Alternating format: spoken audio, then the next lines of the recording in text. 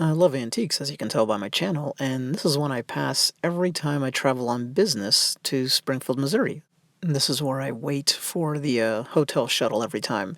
And yeah, it's cool. This is a 1947 firefighting Jeep, if you will, and it was an original piece of airport equipment that they kept around.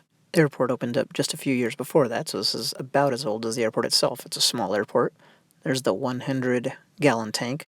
And the whole thing reminds me of kind of that boy. I think almost every boy, myself included, went through like a vehicle firefighter kind of a phase.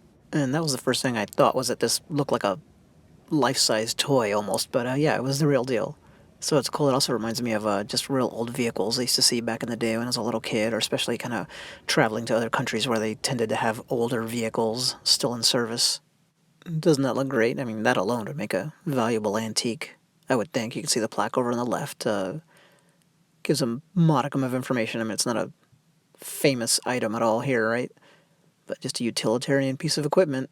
Well made. It's from that post-World War II manufacturing era where the United States was making like, I think half of the world's, industrial output. And this little guy saw service all the way into the 60s. You are not allowed to sit in any of the seats. The sign was clear about that, so I don't get that vantage point. Would have been fun. I mean, really, what harm's it going to do, too? Once in a while, they just have to change the upholstery on the seats to keep it looking like new, which I think is one of the neat things, is they've got it looking like it, just came off the line.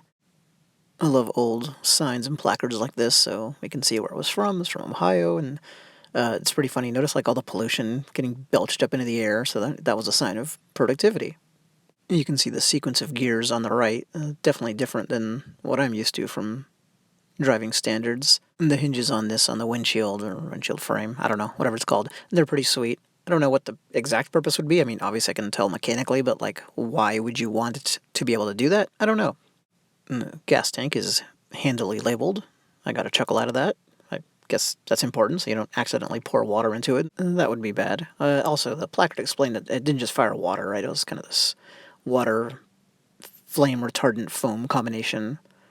You might have noticed Willys on the placard, so it's also stamped into the metal. I don't know why the hood had these two wood blocks, but I thought that was cool. You just don't see cars with wood on them anymore, but I recommend we bring that back. Anyway, I guess these were stoppers of some kind, so they could rest up against something and not scratch the hood.